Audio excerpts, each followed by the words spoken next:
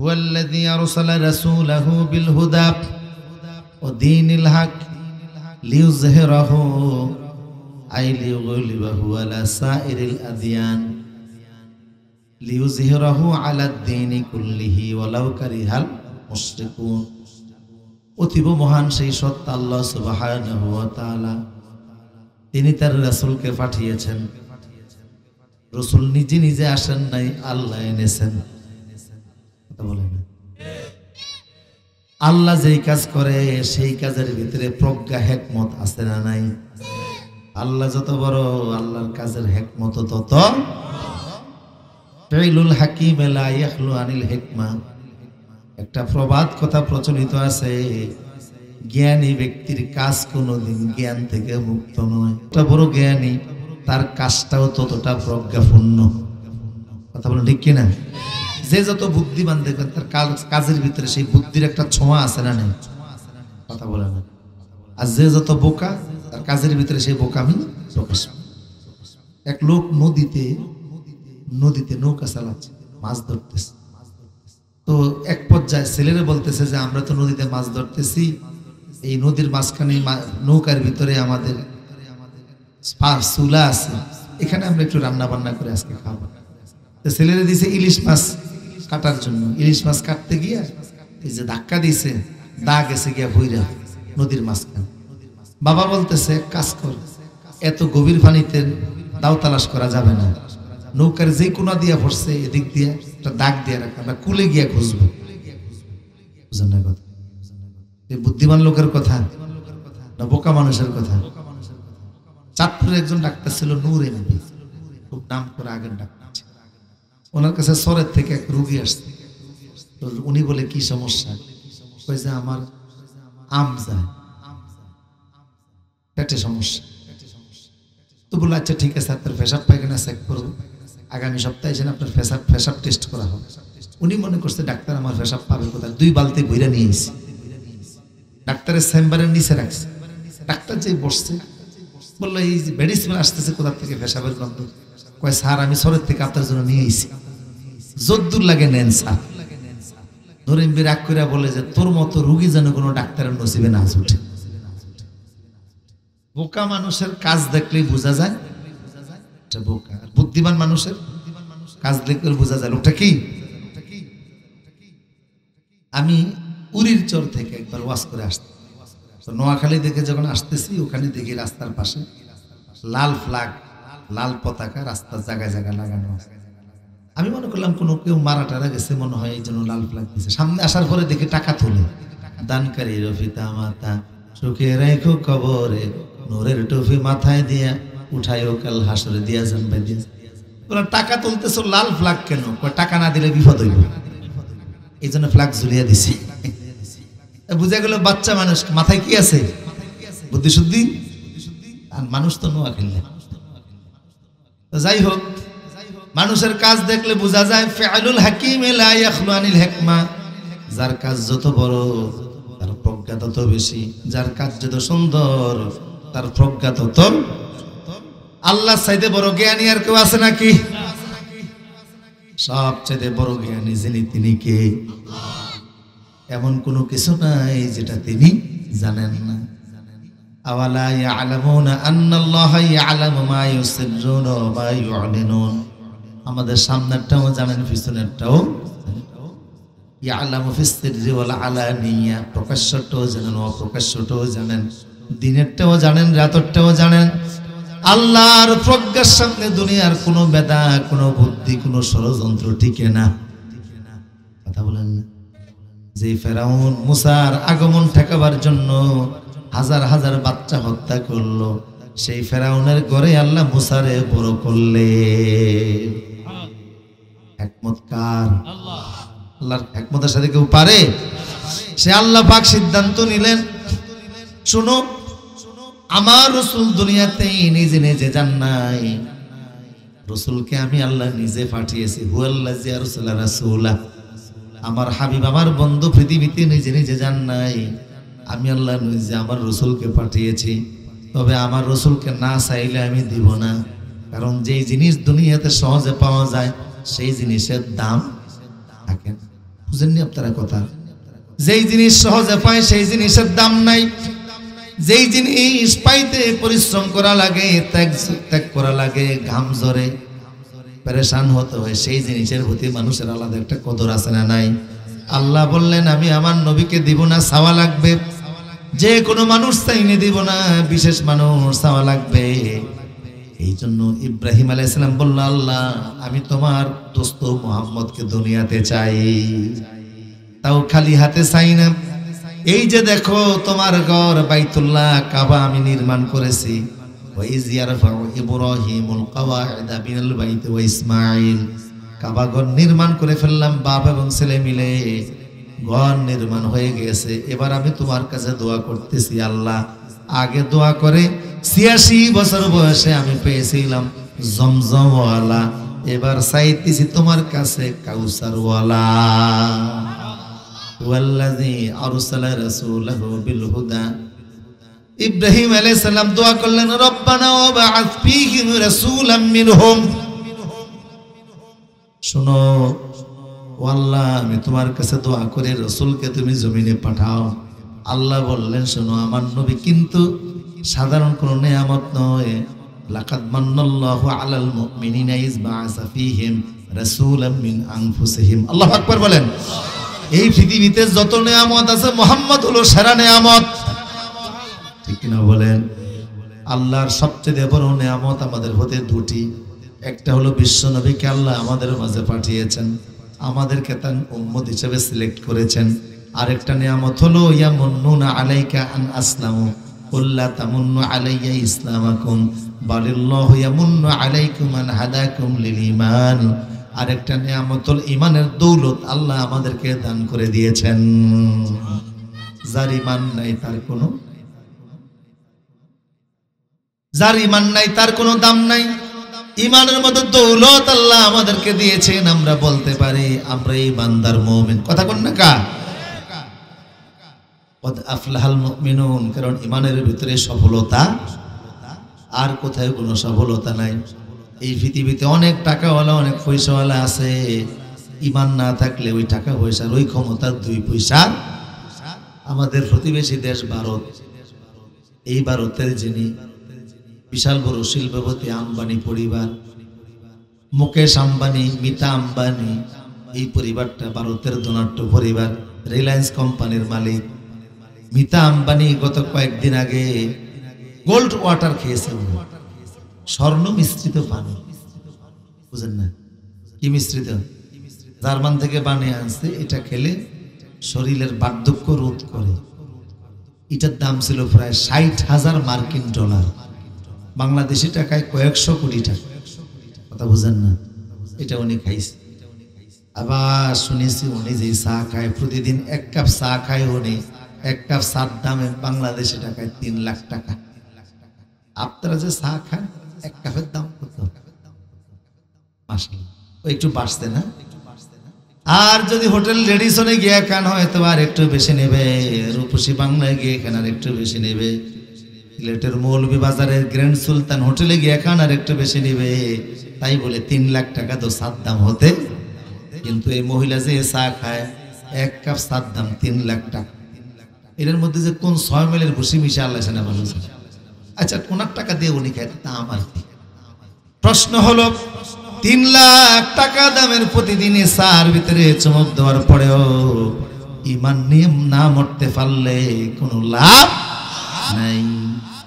কিন্তু একজন ঠেলাওয়ালা ভ্যানওয়ালা গাবের দানার মতো বাচ্চা ভাইয়া জীবনটা কাটিয়ে দিয়েছে কুড়ে ঘরের ভিতরে থেকে।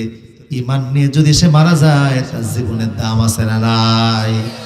এই জন্য কোরআনে আল্লাহ বললেন, তোমাদের প্রতি যত নেয়ামত আমি দিয়েছি, এক বড় নেয়ামত হলো ঈমান, আরেকটা বড় নেয়ামত হলো মুহাম্মদ রাসূলুল্লাহ সাল্লাল্লাহু আলাইহি সাল্লাম। বিশ্ব নবীকে আল্লাহ আমাদের জন্য পাঠালেন। ইব্রাহিম নবী বললেন, আল্লাহ আমি তোমার রাসূলকে চাই, মুহাম্মদ সাল্লাল্লাহু আলাইহি সাল্লামকে আমি চাই, পৃথিবীতে পাঠাও। আগে দোয়া করেছি জমজমওয়ালা পেয়েছি, এবার আমি দোয়া করে কাউসারওয়ালাকে জমিনে পাঠিয়ে দাও। আল্লাহ বলেন, ইব্রাহিম তুমি যখন হাত তুলেছো আমি তো আর তোমারে খালি হাতে ফেরত দিতে পারি না। তুমি যখন আমার বন্ধুকে চেয়ে ফেলেছো, আমি তো আর তোমারে মানা করতে পারি না, যাও। তোমার দোয়াটা আমি কবুল করে নিলাম, অন্য কোন নবীর বংশে নয়, তোমার বংশে আমি মুহাম্মদ সাল্লাল্লাহু আলাইহি ওয়াসাল্লামকে পাঠিয়ে দিলাম। তোমার বংশে শেষ নবী আগমন করবে, সুবহানাল্লাহ বলবেন না?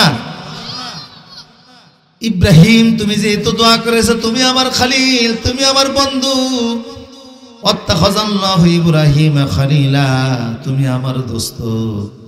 তোমার কাছে, তোমার মাধ্যমে মুহাম্মদকে জমিনে পাঠাবো।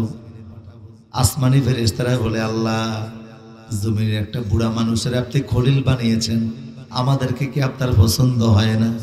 আমরা এত আমল করি, রোজা ইবাদত করি, এত নির্বিচ্ছিন্ন আমল করে নামাজ পড়ি, আমাদেরকে আপনি খলিল বানান নাই, জমিনের একজন সাদা দাড়িওয়ালা মানুষকে খলিল বানিয়েছেন। আল্লাহ বললেন, আমি কেন তারে খলিল বানালাম? যদি পছন্দ, তোমার যদি প্রশ্ন আসে, আমার খলিলের সঙ্গে একটু টাইম পাস করে আসো, সময় কাটিয়ে আসো, তাহলে টের পাবা আমি তারে কেন আমার বন্ধু বানিয়েছি। ফেরেশতা চলে আসলো। ইব্রাহিম আলাইহিস সালাম তখন বাড়ির সামনে নিজের ওট আর গরু ছাগলগুলি তিনি দেখতেছেন। পিছন থেকে ফেরেশতা এসে জোরে আওয়াজ দিল, সুবহানাল্লাহ। বলুন তো সুবহানাল্লাহ কার নাম? কথা কর না। সুবহানাল্লাহ বলতে দুনিয়ার আমরা কাউরে বুঝি নাকি?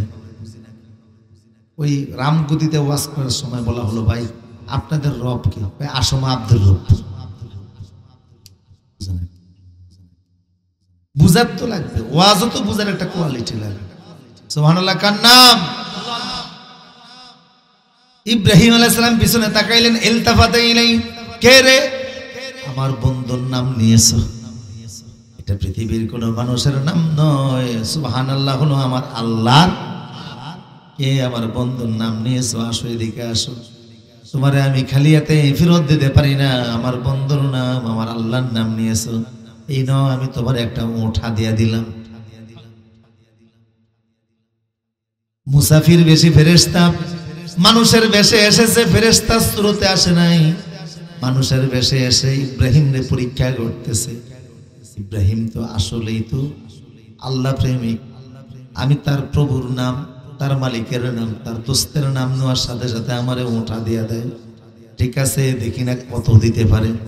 এই মুসাফির ফেরেশতা আবারও বলে, সুবহানাল্লাহ। ইব্রাহিম বলে, এই নাও আরেকটা উট। মুসাফির ফেরেশতা আবারও বলে, সুবহানাল্লাহ। ইব্রাহিম বলে, এই নাও আরেকটা উট। উনি বলে, ইব্রাহিম দেন। দিতে দিতে সামনে যত উট ছিল সব দেওয়া শেষ।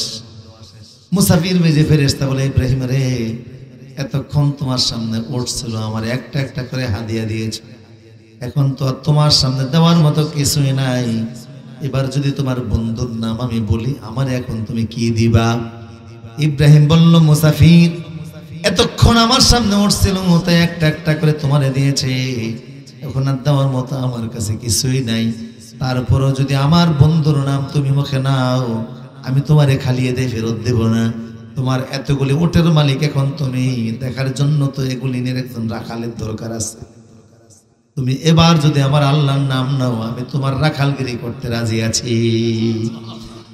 दर्द दिल के वास्ते फायदा के इंसान को, वरना तो अत के लिए कुछ कम न था करूबिया। अल्लाह अकबर।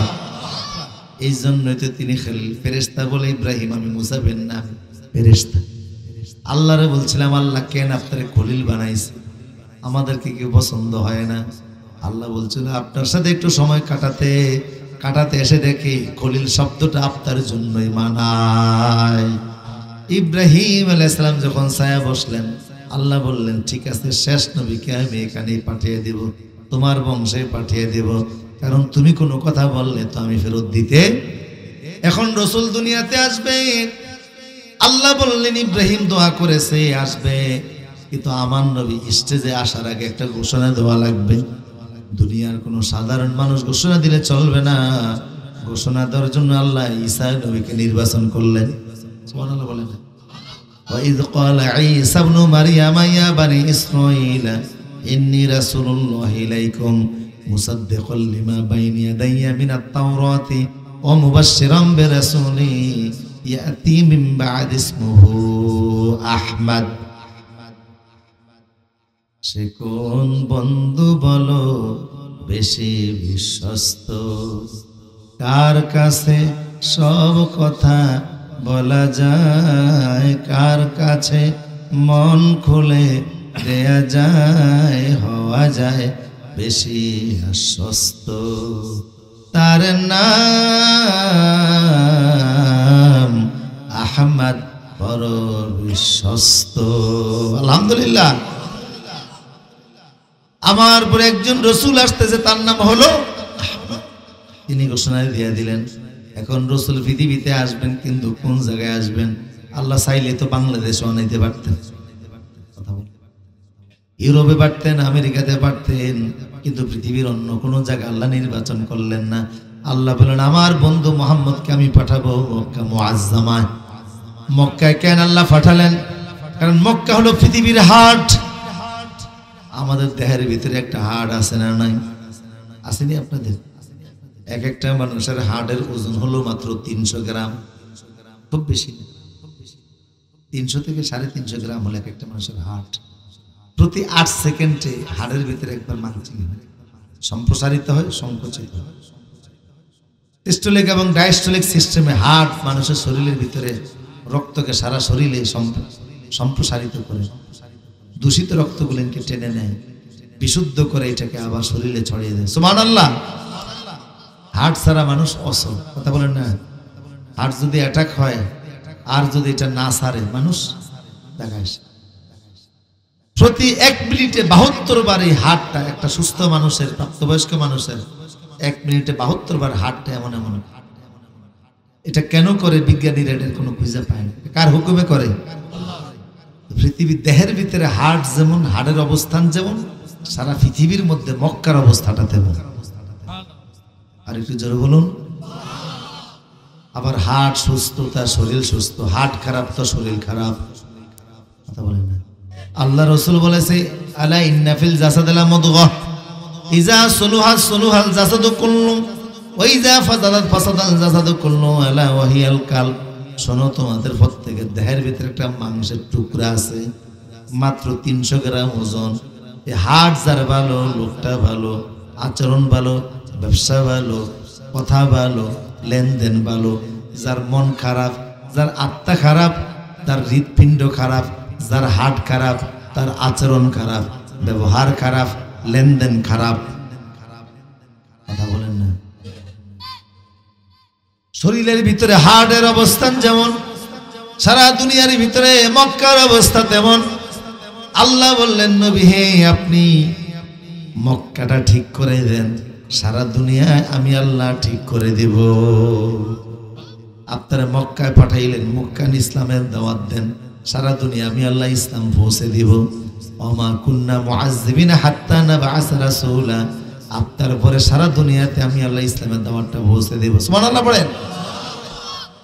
আপনি মক্কায় আসেন, মক্কায় আপনি ঠিক করে দেন, মক্কার কুফরি দূর করেন। হার্ট যদি ভালো হয়ে যায়, গোটা দুনিয়া, এখান থেকে ইসলাম ছড়িয়ে যাবে সারা পৃথিবী। আপনারা দেখবেন, পুকুরে যদি গোসল করেন, পানিতে যদি পুকুরের মাঝখানে টোকা দেন, দেখবেন পানির ঢেউটা সারা পুকুরের চারিদিকে ছড়িয়ে যায়। দেখছেন কিনা আপনারা? ঠিক আপনি সারা দুনিয়ার ভিতরে ভৌগোলিক সীমানা অনুযায়ী মক্কাটা হচ্ছে পৃথিবীর হাট।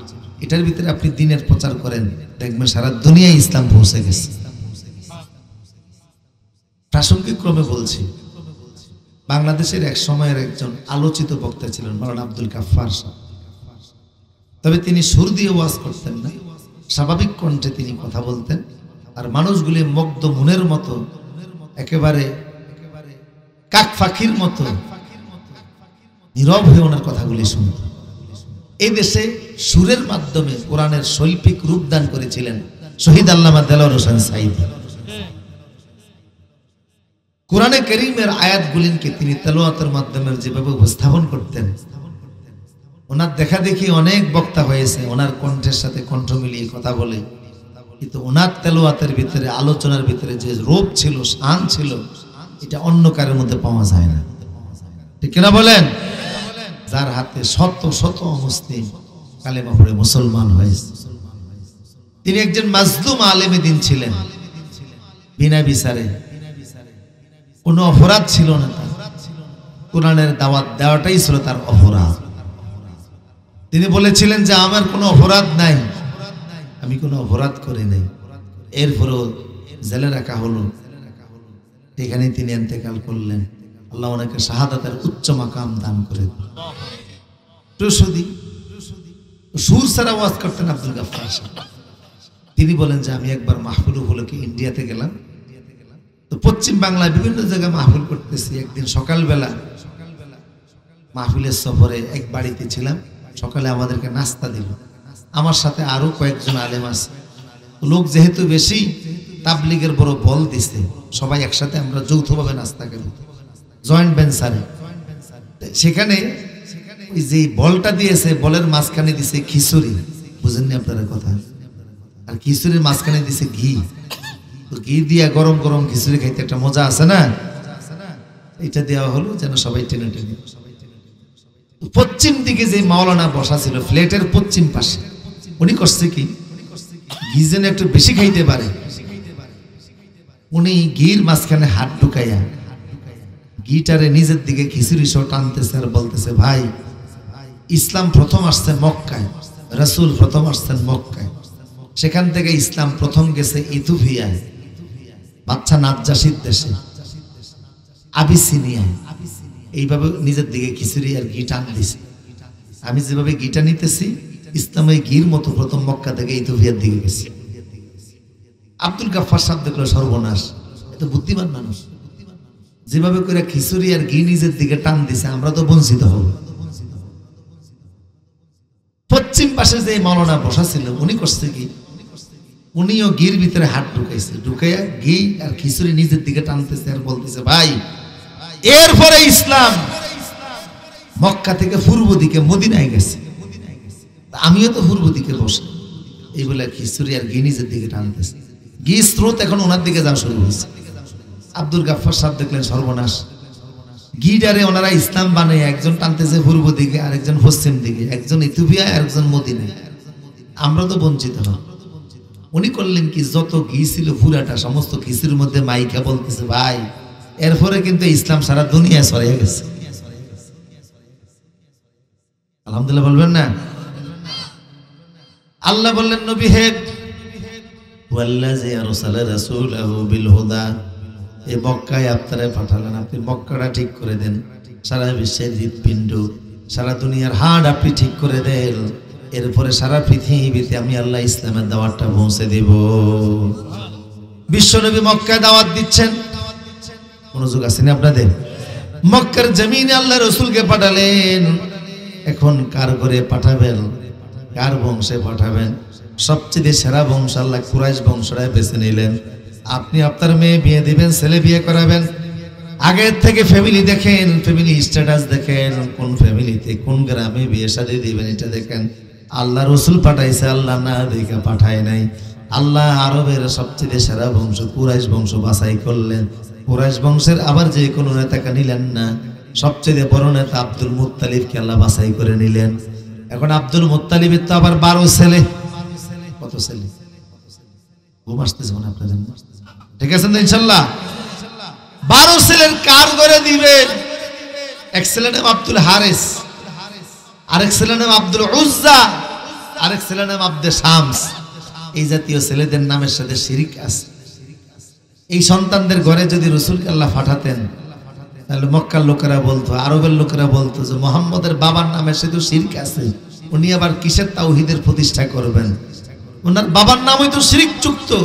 রসুলের বাবার যেন শিরকের সাথে অভিযুক্ত করতে না পারে, এই জন্য ওই 3 ছেলের ঘরে আল্লাহ দিলেন। আল্লাহু আকবার। কারণ রসুলের সারা জীবনে সংগ্রাম ছিল শিরকের বিরুদ্ধে। রসুলকে জিজ্ঞেস করা হয়েছিল, লেমা বুইসতা, পৃথিবীতে আসছেন কেন? তিনি বলছেন, বুইসতু লিকাসরিল আসনাম, মূর্তিগুলি ধ্বংস করার জন্যই আল্লাহ পৃথিবীতে আমাকে পাঠিয়েছে। অথচ সেই মূর্তি চেতনার নামে রাস্তার মোড়ে মোড়ে প্রতিষ্ঠা করা হয়েছিল। 450 কোটি টাকার মূর্তি বানানো হয়েছিল। কথা বলেন ঠিক কিনা? মূর্তি দিয়া সুনাম সম্মান অর্জন করা যায় না, কাজের বিনিময়ে সম্মান অর্জন করা লাগে। ঠিক কিনা বলেন? যারা যতটুকু অবদান রেখেছে, জাতি তাদেরকে স্মরণ রাখবে, দোয়ায় রাখবে। কিন্তু মূর্তি দিয়া ছবি দিয়া কোনো সম্মান কোনোদিন পাওয়া যায় না। কথা বলে না, এটা মুশরিকদের সংস্কৃতি, এটা মুমিনের সংস্কৃতি না। মূর্তির সাথে মুসলমান কোনোদিন আপোষ করতে পারে না। পৃথিবীর সব নবীদের সংগ্রাম ছিল মূর্তির বিরুদ্ধে। ইব্রাহিম আলাইহিস সালাম যৌবন বয়সেই মূর্তির বিরোধিতা করেছেন, ঠিক না বলেন? মন্দিরে ঢুইকা সব ভাঙলেন। লোকেরা বললে এই কাজ করছে কে? মান ফাআলা হাযা বিআলিহাতিনা, আমাদের খোদাগলিনের সাথে এই ব্যবহার কে করেছে?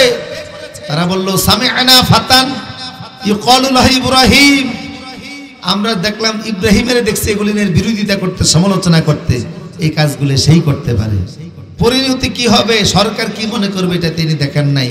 তিনি মনে করেছেন আল্লাহর উলুহিয়াতের রুবুবিয়াতের বিকল্প বানিয়েছে মূর্তিগুলি, এটার সাথে মুসলমান আপোষ করতে পারে না।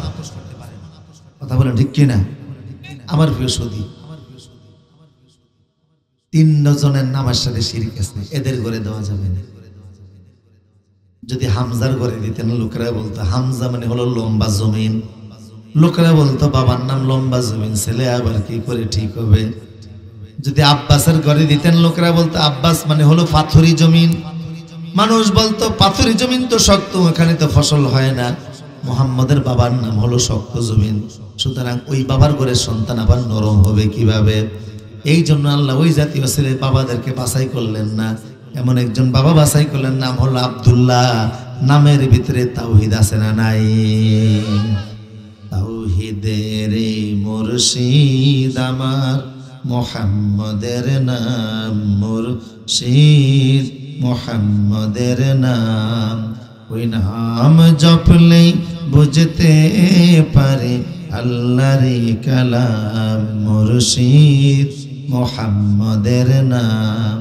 ওই নামেরই রশি ধরে যায় আল্লাহর পথে, ওই নামেরই বেলায় চড়ে ভাসি নূরের স্রোতে। ওই নামের বাতি জেলে দেখি আরশের মুকাম, মুর্শিদ মুহাম্মদের নাম। আলহামদুলিল্লাহ। রাসূলের বাবার নাম হলো আব্দুল্লাহ। আব্দুল্লাহ মানে হলো কার গোলাম? সবাই বলো না কার গোলাম? আমরা কার গোলাম? এখন বাবা হয়ে গেল, মাটা কে হবে? যে কোনো মায়ের গর্ভে দিলে তো চলবে না। সবচেয়ে বড় সেরা আমানত, এই আমানতের জন্য দুনিয়ার সবচেয়ে সেরা মা লাগবে। এই জন্য আল্লাহ আমেনাকে বাছাই করলেন। আমেনা মানে হলো বিশ্বের বড় সবচেয়ে বড় আমানতদার। মা পাওয়া গেল, বাবা পাওয়া গেল, কিন্তু এখন কার দুধ পান করবে? যে কোনো মায়ের দুধ তো মুহাম্মদ পান করতে পারে না, কারণ বাচ্চারা দুধ পান করে 2-2.5 বছর। ওই সময় দেখা যায় বাচ্চারা মায়েদেরকে অনেক ডিস্টার্ব দেয়, অনেক বিরক্ত করে। মায়েদের অনেক সময় বাচ্চাদেরকে বকাঝকা করা লাগে, অনেক সময় শাসন করা লাগে, অনেক সময় বাচ্চারা দুধ খাইতে চায় না, খাবার খাইতে চায় না, আনারি করে, কথা বলে না। আবার অনেক সময় দেখা যায় মা কাজে ব্যস্ত থাকে, বাচ্চা গিয়ে ডিস্টার্ব দেয়, সেই কারণে মা ধমক দেয়। আমার নবী মুহাম্মদ উনি যদিও শিশু মানুষ, তারে কেউ ধমক দিলে আমার কাছে ভালো লাগবে না। এই জন্য এমন মায়ের কাছে দিব যে এই মা কোনোদিন ধমক দিবে না, কারণ আমার নবীর সামনে দিয়া দুনিয়ার কেউ হাঁটুক, এটাও তো আমি চাই না। কোরআন আল্লাহ নিষেধ করে দিলেন, লা তুকাদ্দিমু বাইনা ইয়াদাই ইল্লাহি ওয়া রাসূলি, খবরদার আমার নবীর সামনে দিয়ে তোমরা হাঁটবাও না। আবার বললেন, লা তারফাউ আসওয়াদাকুম ফাওকা সাওতিন নবী, আমার নবীর কণ্ঠের উপর উঁচু করে তোমরা আওয়াজ দিয়ে কথাও বলবা না। আল্লাহু আকবার। আন তাহবাতা আমালুকুম, নবীর কণ্ঠের চাইতে উঁচু করে কণ্ঠ দিয়ে কথা বললে তোমাদের আমল বরবাদ হয়ে যাবে।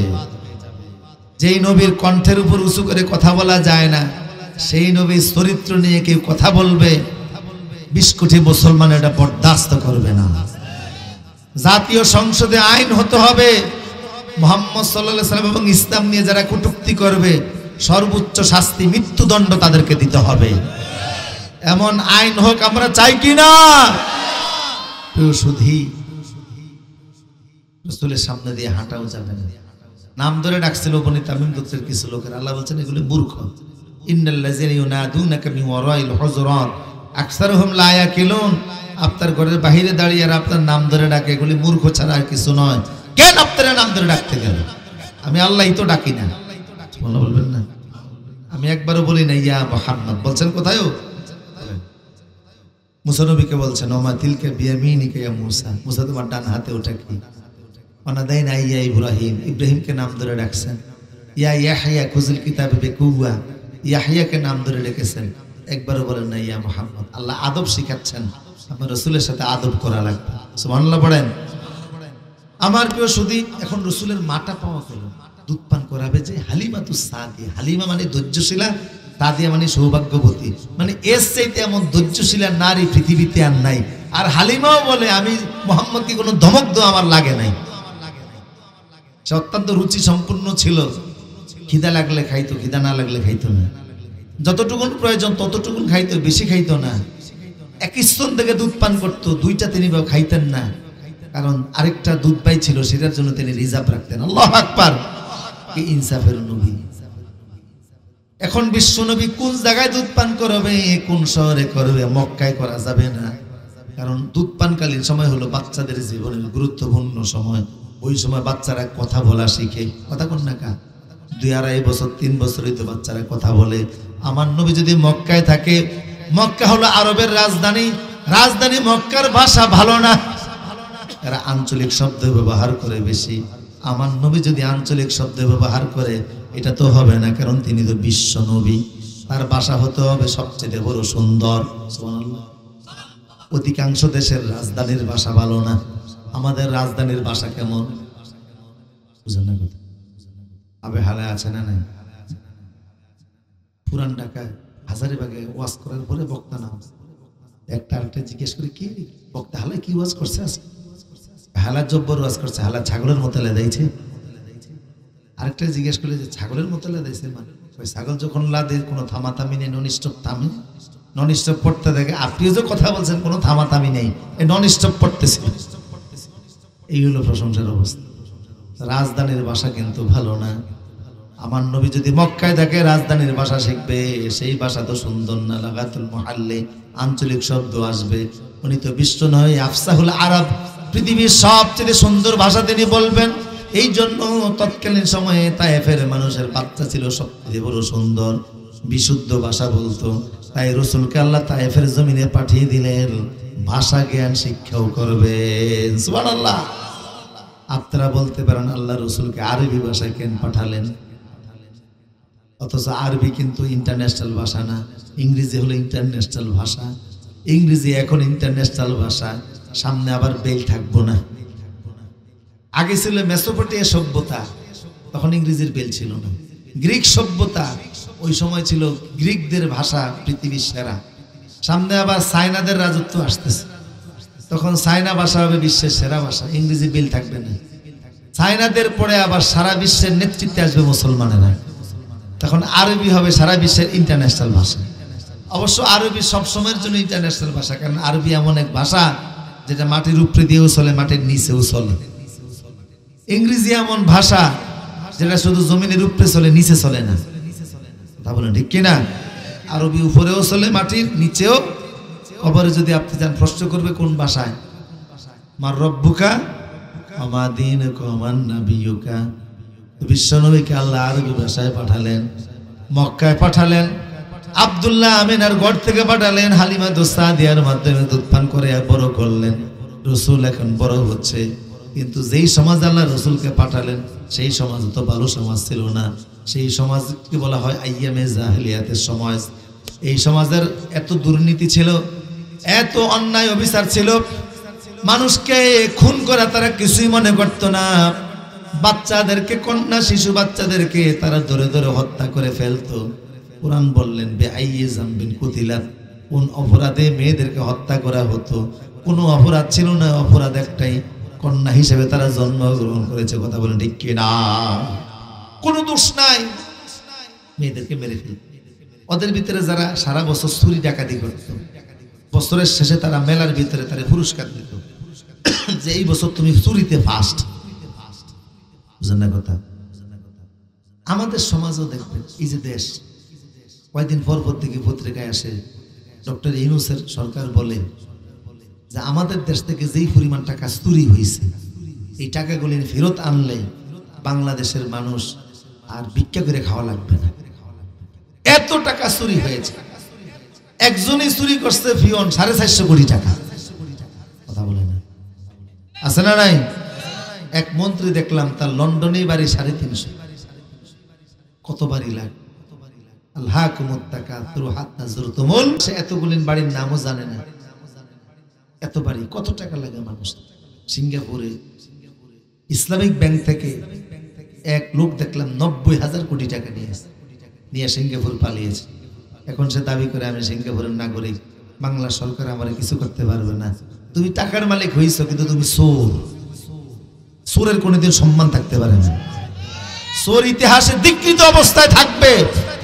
কথা বলে ঠিক কিনা? চুরি করার পরে গর্ব করতে পারো না। আল্লাহর আইন চালু থাকলে হাত কাটা হয়ে যাইতো। এই জন্য ইসলাম বিরোধিতা, কোরআনের ইসলাম এই চোরেরা কোরআনের আইনে সবচেয়ে বেশি বিরোধিতা করে।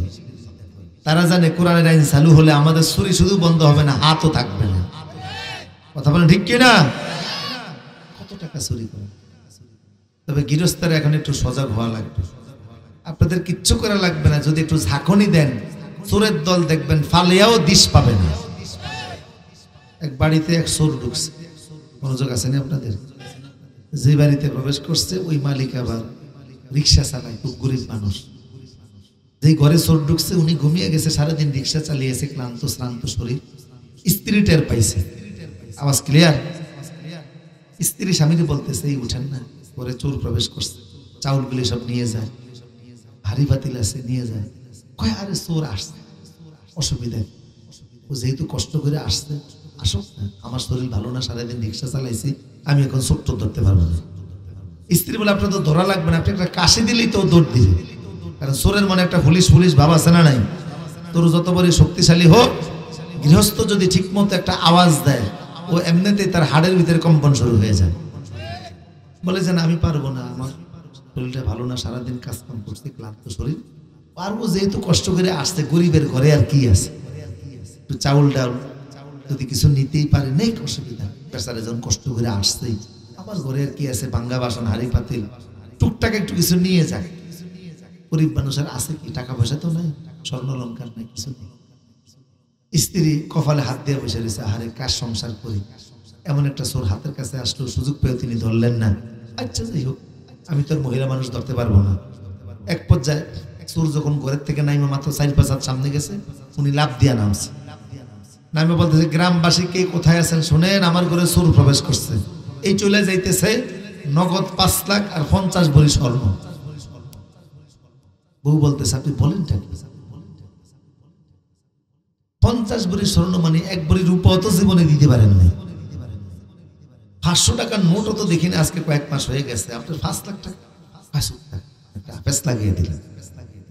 চোর যেটা ঘরে প্রবেশ করছে ওই একা আসছে, আর আশপাশে আরো কয়েকটা ওরে পাহারা দিতেছে। এই যখন এখন বের হয়ে যাবে, ওরা জিজ্ঞেস করবে কিরে কি পাইছস? আমি একটা আওয়াজ দেয়া দিলাম 5 লাখ টাকা 50 ভরি স্বর্ণ। ঠিক মতো যদি হিসাবটা দিতে না পারে, ওরা নিজেরাই ফিটিয়ে সাইজ করবে। যেই ফিটানটা আমি আর তুই দিতাম, ওই ফিটানটা এখন ওরা দিবে। তাহলে বোঝা গেল যে গৃহস্থ যদি একটু চালাক হয়, তাইলে চোরের মার বড় গলা এটা সবসময় থাকে না, গলা নিচুও হয়ে যায়। কথা বলেন ঠিক কিনা? প্রসূতি আরবে এত চুরি হতো, যারা চুরিতে ব্রিলিয়ান্ট ছিল, চুরিতে যারা বুদ্ধিমান ছিল, বছরে কবিতা রচনা করে তাদের প্রশংসা করত। আমার প্রিয় সুধী বসেন, আর কিছু হয় নাই, বসেন আমার প্রিয় সুধী। এরপরে ডাকাতি যারা করত তাদেরকে তারা মেডেল দিত, পুরস্কার দিত।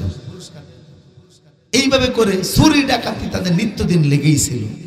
এমন এক সমাজে আল্লাহ তার রসুলকে পাঠিয়েছেন, এমন এক সমাজে রাসূলুল্লাহ সাল্লাল্লাহু আলাইহি ওয়াসাল্লাম গিয়েছিলেন। সেই সমাজ তিনি ঠিক করা শুরু করে দিলেন। ঘুণে ধরা সমাজ, অন্যায়ের সমাজ, জুলুমের সমাজ আল্লাহ রাসূল সাল্লাল্লাহু আলাইহি ওয়াসাল্লাম ঠিক করে দিলেন। মাত্র 23 বছর সময় নিয়ে, সুবহানাল্লাহ বলবেন না? কয় বছর? 23 বছর সময় নিলেন। কোরআনে কারীমের আল্লাহ প্রাথমিক আয়াতগুলি নাজিল করতে লাগলেন পরকালের ভয় দেখাইয়া। রাসূলকে আল্লাহ বললেন, নবী হে, পরকালীন যে আয়াতগুলি সূরাগুলি নাজিল হয়েছে এদেরকে আপনি বুঝান। এরা যদি ঠিকঠাক মতো পরকালীন বুঝ ব্যবস্থা পাওয়া যায়, এই মানুষগুলি হয়ে যাবে সোনার মানুষ। কয়েকদিন আগেও যে লোকগুলি চোর ছিল, ডাকাত ছিল, হাইজাকার ছিল, নারীদের ইজ্জত যাদের হাতে ছিল না, যারা মানুষের সম্পদ লুণ্ঠন করত, পরকালীন ভয় দেখে রাসূলকে এমন মানুষ রাসূলুল্লাহ এদেরকে বানাই ফেললেন। এখন তারা মানুষের সম্পদ পাহারা দেয়। তাদের সামনে দিয়ে এখন নারী হেঁটে যায়, কেউ তাকায়ও না। আল্লাহু আকবার।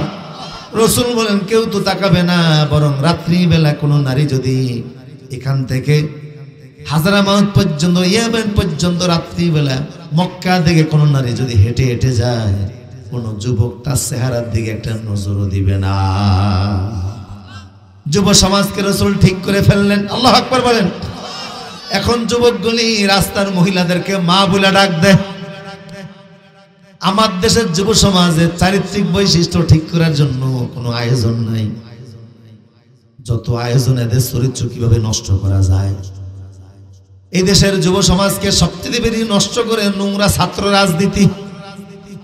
এক শ্রেণীর নেতারা ছাত্রদেরকে ব্যবহার করে লেখাপড়ার জীবন শেষ করে দেয়। কথা বলেন না? বাচ্চাদেরকে অস্ত্র পর্যন্ত দেয়, টাকা দেয়, পয়সা দেয়, আর নিজেদের সন্তানদেরকে ইউরোপ আমেরিকাতে লেখাপড়া করে শিক্ষিত বানায়। নোংরা ছাত্র রাজনীতি দেশের যুব সমাজের ক্ষতি করেছে। কথা বলেন না? সুস্থ দ্বারা রাজনীতি একমাত্র কোরআনে আছে।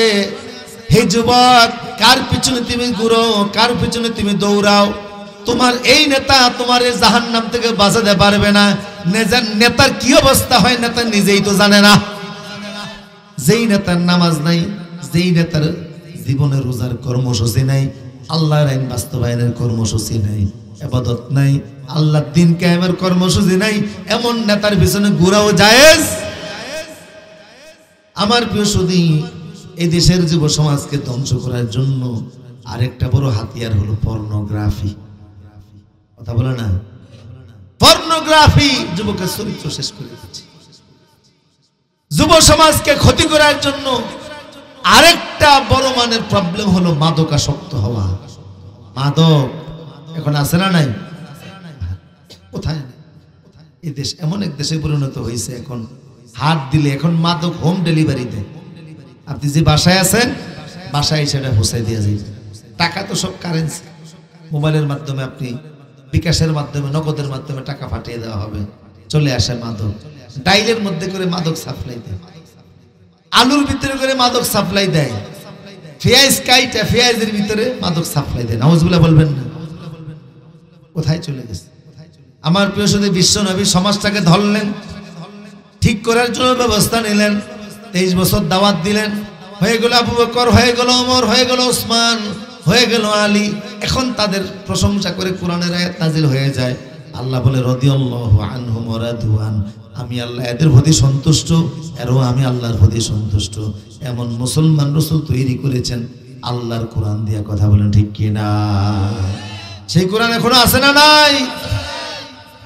কোরআনের বিপ্লবী পারে সমাজকে পরিবর্তন করতে। রাসূল চুরি বন্ধ করলেন। আরবে 42 বছর কোন চুরির ঘটনা ঘটেনি। সুবহানাল্লাহ বলবেন না? আরবের লোকেরা, মদিনার লোকেরা দোকান খুইলা তারপরে নামাজে যায়, কোনোদিন কেউ চুরি করে না। এটা সংবাদ পাইল রোমের সরকার। নাইজেরিয়া থেকে 40 জন খ্রিস্টান বিজ্ঞানী মদিনাতে আসছে, মদিনা দেখার জন্য যে মোহাম্মদ নাকি মদিনারে এমন বানাই ফেলছে, এখানকার দোকানদারেরা দিনের বেলায় দোকান খোলা রাইখা নামাজ পড়তে যায়, কেউ কোনোদিন দোকানে চুরি করে না। এটা কেমন? আমরা দেখার জন্য আসছি। 40 জন খ্রিস্টান বিজ্ঞানী। আল্লাহ রাসূল এদেরকে বসার জন্য ব্যবস্থা করলেন। কোথায় বসতে দেওয়া যায়? সাহাবায়ে কেরাম বলল, হুজুর আমাদের ঘরে তো এই পরিমাণ জায়গা নাই যে আমরা 2-4 জন মেহমানকে জায়গা দিতে পারি। আমাদের ঘরের ভিতরে জায়গা খুব কম, ড্রয়িং রুম নাই, ডাইনিং রুম নাই। রাসূলুল্লাহর ঘরটা ছিল দাঁড়াইলে মাথার ভিতরে ছাদ লাগতো। রাসূলুল্লাহর ঘরে কোনো জ্বালানা ছিল না, দরজা ছিল, দরজার মধ্যে কাঠের চৌকাঠ ছিল না, একটা পর্দা তিনি ঝুলিয়ে দিয়েছিলেন। এই পর্দা ওনার ঘরের সামনে ঝুলানো ছিল। এটাই ছিল ঘরের ব্যবস্থাপনা, দরজা। আল্লাহ রাসূলের ঘরের ভিতরে কোনো খাট ছিল না, সোফা সেট ছিল না, ফার্নিচার ছিল না, ড্রেসিং টেবিল ছিল না, ডাইনিং টেবিল ছিল না, কোনো ফার্নিচার ছিল না, একটা মাদুর বিছিয়ে দিয়ে তিনি শুয়ে থাকতেন। সুবহানাল্লাহ। এইভাবে কেটে গেছে বছরের পর বছর। জিহাদের ময়দানে রাসূল রাত কাটাইছেন 761 দিন। শুধু জিহাদের মাঠের মুজাহিদ হিসাবে মাঠে শুয়েছিলেন। জীবনে মাঠে রাস্তাঘাট শুধু জিহাদের মাঠে তিনি ঘুমিয়েছেন 761 দিন। ও মুসলমান, তুমি তাসবির ভিতরে শুধু ইসলাম খোঁজো। ইসলাম শুধু তাসবিতে নয়, ইসলাম শুধু টুপিতে নয়, ইসলাম শুধু দাড়িতে নয়, তলোয়ারের নিচেও ইসলাম আছে। আল জান্নাতু তাহতা জিলালিস সুয়ুফ, তলোয়ারের ছায়াতলে জান্নাত। রাসূলুল্লাহ 761 দিন জিহাদের মাঠের ভিতরে ছিলেন। আল্লাহু আকবার বলেন। প্রিয় সুধী, এমন এক সমাজ রাসূল তৈরি করলেন। এই 40 জন বিজ্ঞানীর কোথায় বসতে দেওয়া যায়? ঘরে তো জায়গা নাই। সবাইকে রাসূলুল্লাহ বললেন, সাহাবায়ে কেরাম বলল আমরা খেজুরের বাগানে বসতে দেই। হুজুর বললেন যে না। কেউ বলল আমি কিছু খেজুর গাছ ছিল কেটে ফেলেছি, জায়গাটা পরিষ্কার হয়েছে, ওখানে বসতে দেই। রাসূল বললেন যে না। আল্লাহ রাসূল বললেন বেলাল দরজা খোলো, মসজিদে নববীতে এরা বসবে। মসজিদে নববীতে বসে গেল 40 জন বিজ্ঞানী। আল্লাহর নবীর মদিনার দৃশ্য তারা দেখে ভিতরে ভিতরে ইসলামের প্রতি তারা আসক্ত হয়ে গেল, ইসলামের প্রতি তাদের মনোভাব তৈরি হয়ে গেল। লোকগুলি বলল মুহাম্মদ জোরে বলুন সাল্লাল্লাহু। আমরা বিজ্ঞানী কিছু প্রশ্ন আপনারে করব। হুজুর বললেন কি প্রশ্ন করবা? সালু আন্নি, আমারে প্রশ্ন করো। উজিবু লাকুম, আমি তোমাদের সকল প্রশ্নের জবাব দেওয়ার জন্য প্রস্তুত আছি। তারা প্রশ্ন করলো মুহাম্মদ সাল্লাল্লাহু আলাইহি ওয়াসাল্লাম বলেন তো দেখি চাঁদের গায়ে কালো দাগ কেন? রাসূল বলেন জিবরাইল আমার একটু আগে বলে গেছে চাঁদের গায়ে কালো দাগ হলো চাঁদের আলো এক সময় অনেক দারুণ আলো ছিল সূর্যের মতো। আল্লাহ বললেন চাঁদ আমার বান্দারে ঘুমাবে কিভাবে তোর গায়ে এত আলো থাকলে? জিবরাইল ডানা দিয়ে আল্লাহ চাঁদের গায়ে আঘাত করে চাঁদের আলো আল্লাহ কমিয়ে দিয়েছে। আল্লাহ বলবেন না, মানুষ মনে করে যে চাঁদের গায়ে বুড়ি বসে রয়েছে, কাঁথা সেলাই করতেছে, বুড়ির আর কোনো খায়া কাম নাই। চাঁদ তো একটা উপগ্রহ, ওটাও বিশাল বড়, পৃথিবী থেকে 2 লক্ষ কিলোমিটার উপরে। ওই চাঁদে আল্লাহ আলো কমিয়ে দিলেন যেন বান্দারা রাত্রিবেলা ঘুমাইতে পারে। এটা আল্লাহ আমাদের স্থায়ী ক্যালেন্ডার বানিয়ে দিলেন। ইয়াসআলুনাকা আনিল আহিল্লা কুল হিয়া মাওয়াকিতু লিন-নাস। লোকেরা জিজ্ঞেস করে যে আপনার গণনার পদ্ধতি কি? আপনি বলেন এই চাঁদের মাধ্যমে আমি আল্লাহ স্থায়ী ক্যালেন্ডার দিলাম, এটা হলো তোমাদের বছর গণনার ব্যবস্থাপনা। 12 মাসে 1 বছর, চাঁদও 12 মাসে 12টা ওঠে। অপারেটর আওয়াজ একটু কমাও, একটু কমাও, আমার দিকে তাকান, মনোযোগ আছে না আপনাদের? প্রিয় সুধী, এই 40 জন বিজ্ঞানীর অনেক প্রশ্ন তারা করেছে, রাসূল জবাব দিলেন। শেষ পর্যন্ত তারা বলল মুহাম্মদ হাত ইয়াদাক, আপনার হাত বাড়িয়ে দেন, আমাদেরকে পড়েন আশহাদু আল্লা ইলাহা ইল্লাল্লাহু ওয়াহদাহু লা শারীকা লাহু ওয়া আশহাদু আন্না মুহাম্মাদান আবদুহু ওয়া রাসূলুহু। কালেমা পড়ে তারা মুসলমান হয়ে গেল। আলহামদুলিল্লাহ। রাসূলকে এইভাবে দেখতে আসতে লাগলো বিভিন্ন দেশ থেকে লোকজন। কি সমাজ মোহাম্মদ বানাইছে। এসে দেখে আবু বকর হয়ে গেছে, ওমর হয়ে গেছে, উসমান হয়ে গেছে। এখন এই সাহাবে কেরাম এতটা নিবেদিত প্রাণ, তাদের কপালের ভিতরে সিজদার দাগ, তাদের আচার আচরণে কাজ কামে ফেরেশতারা এখন শরম পায়। হযরত উসমানকে দেখলে ফেরেশতারা লজ্জা পাইত, আবু বকরকে দেখলে ফেরেশতা লজ্জা পায়। ফেরেশতা বুঝতে পারছে মুহাম্মদ সাল্লাল্লাহু আলাইহি ওয়াসাল্লামের তত্ত্বাবধানে জমিনে এমন কিছু মানুষ হয়ে গেছে যারা ফেরেশতাদের চাইতে অনেক দাম। আপনারা বলেন সারা বিশ্ব একত্রিত হয়ে হযরত ওমরের মতো একটা লোক কি বানাতে পারবে? ওমর কাছে রাসূল হত্যা করতে, এখন তিনি হয়ে গেলেন এমন মানুষ, ওমর যেভাবে চায় সেভাবে আল্লাহ কোরআনের আয়াত নাযিল করে দেয়। ওমর চাইতেছে যে অত্তাখিযু মিন মাকাম ইব্রাহিম মুসাল্লা, মাকাম ইব্রাহিমটা যেন নামাজের জায়গা হয়। আল্লাহ বলেন ঠিক আছে, এটা বানিয়ে দিলেন। ওমর চাচ্ছে পর্দার আয়াত যেন নাযিল হয়। আল্লাহ বলেন ঠিক আছে, এটা বানিয়ে দিলাম। সুবহানাল্লাহ বলবেন না? ওমর এক মুনাফিকের হত্যা করে ফেলছেন। সে ছিল নামদারি মুসলমান, এই শাহরিয়ার কবিরদের মতো। কথা বুঝেন কিনা? এখন নাস্তিকদের খেলা শেষ হয়ে গেছে। বামপন্থীরা আগে যে শব্দগুলি নিয়ে খেলতো, বিভিন্ন শব্দ বলতো, আলেম ওলামা দেখলেই তারা নিজেদেরকে বলতো এরা আলেমরা সাম্প্রদায়িক। কথা বলে না? আলেমদেরকে গালি দিত যে আলেমরা রাজাকার, যুদ্ধ অপরাধী। কথা বলে না কার? আলেমদেরকে গালি দিত আর নিজেদেরকে দাবি করতে যে আমরা চেতনাদারী, আমরা দেশের পক্ষের শক্তি, মুক্তিযুদ্ধের পক্ষের শক্তি। অথচ মুক্তিযুদ্ধে বহু ওলামায়ে কেরাম জীবন দিয়েছে। কথা বলেন ঠিক কিনা? এদেশের মুক্তিযুদ্ধ শুরু হয়েছে বিসমিল্লাহ বলে, এদেশের মুক্তিযুদ্ধ শুরু হয়েছে আল্লাহু আকবার বলে। সুতরাং ইসলাম ও মুসলমানদেরকে মুক্তিযুদ্ধ থেকে আলাদা করা, এখন এই নাস্তিকদের খাওন তো শেষ, এই চেতনাবাজি শেষ হয়ে গেছে। এখন তাদের কাছে খেলার মতো আর কোনো ট্রাম্প কার্ড। মুসলমানদেরকে ইসলাম থেকে আলাদা করা যাবে না। আমাদের কি দাবি ছিল? ইসলামের উপরে কোনো আঘাত আসলে আলেমরা সহ্য করতে পারে। তারা বলে যে আপনাদের সিলেবাস নিয়ে তো আমরা গাড়াগাড়ি করি না, আমাদের সিলেবাস নিয়ে আপনারা গাড়েন কেন? আপনাদের মাদ্রাসা নিয়ে মসজিদ নিয়ে আপনারা থাকেন, আমরা আমাদের জায়গাগুলি নিয়ে থাকি। আমরা বলি না, দেখো তোমরা যদি তেল আবিবের কারণে, দিল্লির কারণে, আমেরিকার কারণে এমন কোনো সিদ্ধান্ত নাও, এমন কোনো কর্মসূচি দাও, এমন কোনো আইন করো যেটা ইসলামের বিরুদ্ধে যায়, আমরা মুসলমান হিসেবে চুপ থাকতে পারি না। প্রতিবাদ করা আমাদের ইমানি দায়িত্ব, ঠিক কিনা বলেন? রাসূলুল্লাহ হযরত ওমরের মতো লোক তৈরি করলেন। ওমর যেভাবে বলে কোরআনের আয়াত সেভাবে নাজিল হয়। কোরআনের 21টা আয়াত হযরত ওমরের ইচ্ছা অনুযায়ী আল্লাহ নাজিল করে দিয়েছে।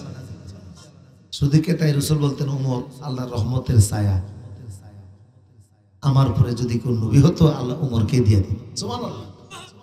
ওনার জীবনীতে আসছে মদিনায় আজকে, উনি তখন প্রেসিডেন্ট, 30 লক্ষ বর্গ মাইলের শাসক, ছোট্ট দেশ না, 30 লক্ষ বর্গ মাইল।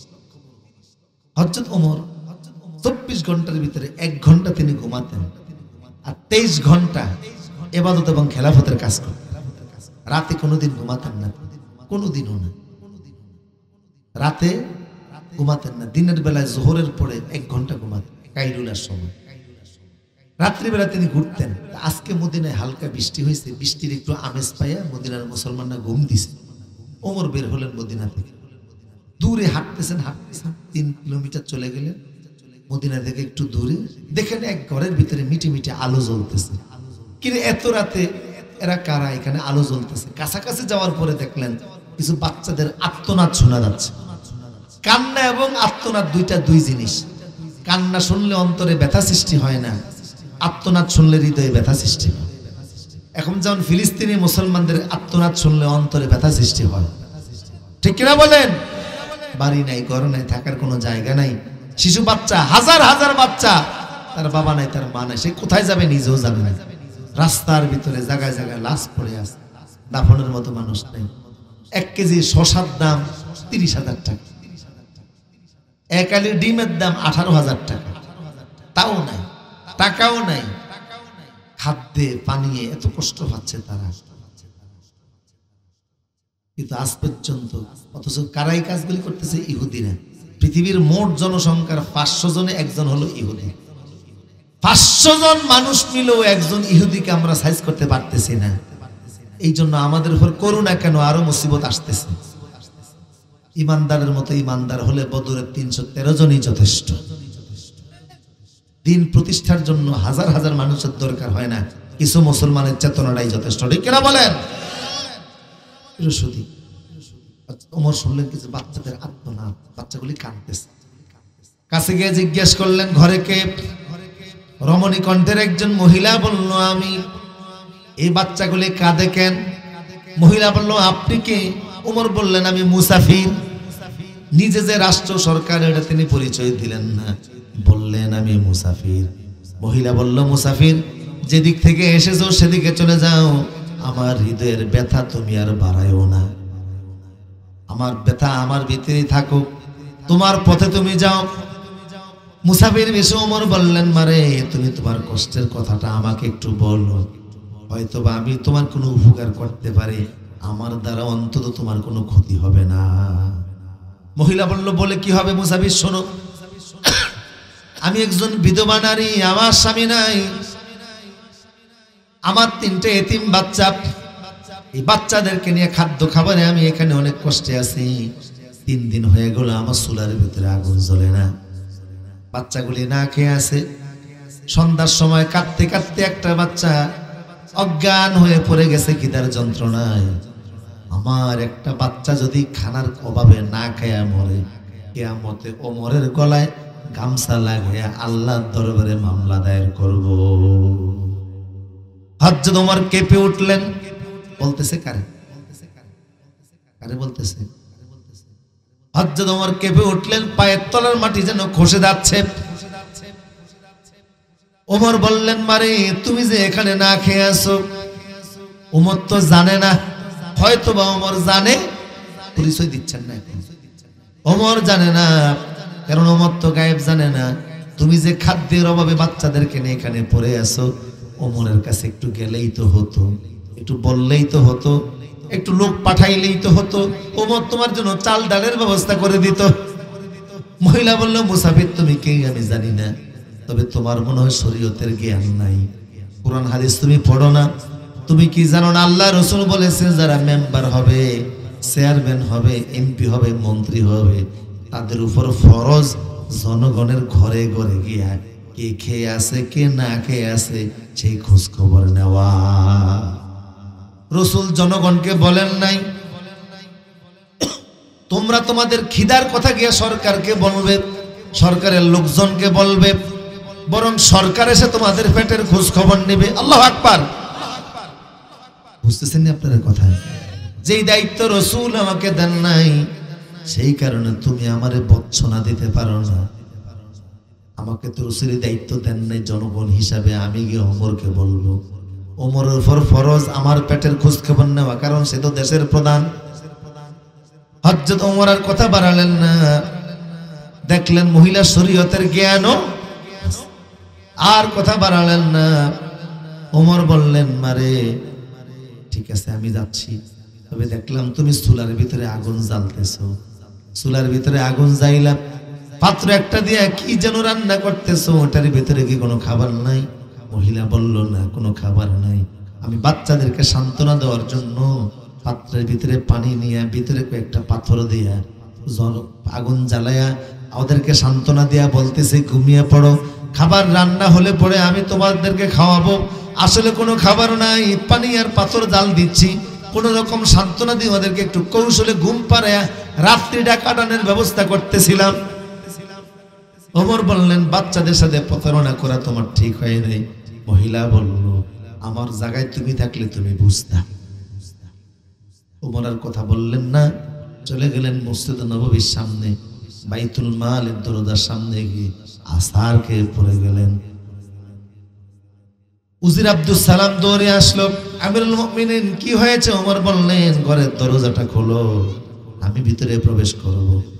বাইতুল মালের রুমে ঢুকলেন, একটা বস্তা নিলেন, চাল নিলেন, ডাল নিলেন, আটা নিলেন, গম নিলেন, গোশত নিলেন, ঘি নিলেন, তেল নিলেন, প্রয়োজনীয় জিনিসপত্র নিলেন, বস্তার মুখটা বেঁধে ফেললেন। অনেক ওজন হয়ে গেল, 1.5-2 মনের মতো। ওমর বলছে, আব্দুস সালাম এবার এই বস্তাটা আমার মাথায় তুলে দাও। আব্দুস সালাম বলল, ওমর বস্তা টানার জন্য তো আমি আছি। আপনি বস্তা টানবেন কেন? আমি তো আছি। ওমর বলল, না রে আব্দুস সালাম, কিয়ামতে যখন আমার গলায় গামছা লাগবে তোমারে খুঁজে পাওয়া যাবে না। তোমারে সেদিন আমি পাবো না, যেদিন আমার গলার ভিতরে গামছা লেগে যাবে। আমার বস্তা আমারে টানতে দাও। আব্দুস সালাম বলল, আমিরুল মুমিনিন এটা হয় না। এক পর্যায়ে ওমর বললেন, আমার নির্দেশ, এখন তো আর রাষ্ট্রপ্রধানের আদেশ লঙ্ঘন করা। এবার বস্তা হযরত ওমরের মাথার ভিতরে তুলে দেওয়া হলো। হযরত ওমর এবার বস্তা নিয়ে তিনি দৌড়াচ্ছেন। আল্লাহু আকবার। ধনির দুলাল ওমর, কোনোদিন বস্তা টানা অভ্যাস ছিল না, আজকে তিনি বস্তা নিয়ে দৌড়াচ্ছেন। কাছাকাছি যাওয়ার পরে মহিলাকে বললেন, মারে ঘরের ভিতর থেকে হাড়ি পাতিল গুলি নামিয়ে দাও, তোমরা ঘরেই থাকো। ওমর হাড়ি পাতিল নিলেন। আগেই বলেছি মদিনায় হালকা গুড়ি গুড়ি বৃষ্টি হয়েছে, মাটিগুলি ভিজে গেছে। ভিজা মাটির ভিতরে ওমর চুলা বানালেন। মাটির চুলা বানায়া ভিতরে তিনি আগুন জ্বালানোর চেষ্টা করতেছেন। ভিজা চুলার ভিতরে আগুন জ্বালানো সহজ না কঠিন। চুলার জায়গায় মুখের ভিতরে মুখ লাগায় তিনি ফু দিচ্ছেন, কিন্তু আগুন জ্বলতেছে না। ফু দিতে দিতে দিতে দিতে এক পর্যায়ে ধাপ করে আগুনটা জ্বলে উঠলো। ওমর মুখটা সরালেন চুলার মুখ থেকে। আব্দুস সালাম বলে নজর করে দেখে ওমরের লম্বা দাড়ি থেকে কালো ধোঁয়া গুলি বের হচ্ছে। কেউ কোনোদিন করবে এটা? একজন মেম্বারও কি এখন এই কাজ করে? চেয়ারম্যান করে, এমপি করে, রাষ্ট্রপ্রধান এই কাজ করতেছে। আল্লাহু আকবার। আমার প্রিয় সুদী, রুটি বানালেন, গোশত ভুনা করলেন, খাবার তৈরি করে ঘরের ভিতরে খাবারগুলি ধাক্কা দিয়ে বললেন, মা খাবারগুলি খাও, আমরা আরো কিছু খাবার বাহিরে আছে, আমরা চলে গেলে পরে বাহির থেকে এগুলি করে নিয়ে নিও। মহিলা খাবার নিয়েছে, বাচ্চাদের সামনে খাবার নিয়ে বসছে। ওমর হাঁটতেছে, মদিনাতে আসবে। কিছু দূর আসার পরে হযরত ওমর দাঁড়িয়ে রইলেন। আব্দুস সালাম বলে, ওমর এখানে দাঁড়িয়ে রইলেন কেন, চলেন না আমরা চলে যাই। ওমর বললেন, আরে আব্দুস সালাম, এইখানে প্রথম দাঁড়ায়া এই মহিলা এবং বাচ্চাদের আত্মনাদ আমি শুনতে পাইছিলাম। ওই আত্মনাদ শুনে আমার হৃদয়ের ভিতরে একটা ঘা সৃষ্টি হয়েছে, ক্ষত সৃষ্টি হয়েছে। এখনো সেই ব্যথা আমার মন থেকে যায় নাই। এখন আমি খাবার দিলাম, খাবার দিয়ে বাচ্চাগুলি একটু হাসবে, একটু আনন্দ করবে, মজা পাবে। ওদের হাসির আওয়াজ আমার কানে না আসা পর্যন্ত আমার অন্তরের ব্যথা দূর হবে না। বাচ্চাগুলি এখন হাসতেছে আর বলতেছে, মা লোকটা মনে হয় মুসাফির না, আল্লাহর কোন নেয়ামতি বান্দা। আল্লাহ খুশি হয়ে এই মুসাফিরের আমাদের জন্য পাঠাইছে, যিনি খাবার তৈরি করে আমাদেরকে একটু খাওয়ার ব্যবস্থা করে দিলেন। মুসাফির তো অনেক ভালো মানুষ, এই মুসাফিরের মতো মানুষ আর হয় না। মহিলা বলছে, মারে এটা মুসাফির না, এটা হলো ফেরেশতা।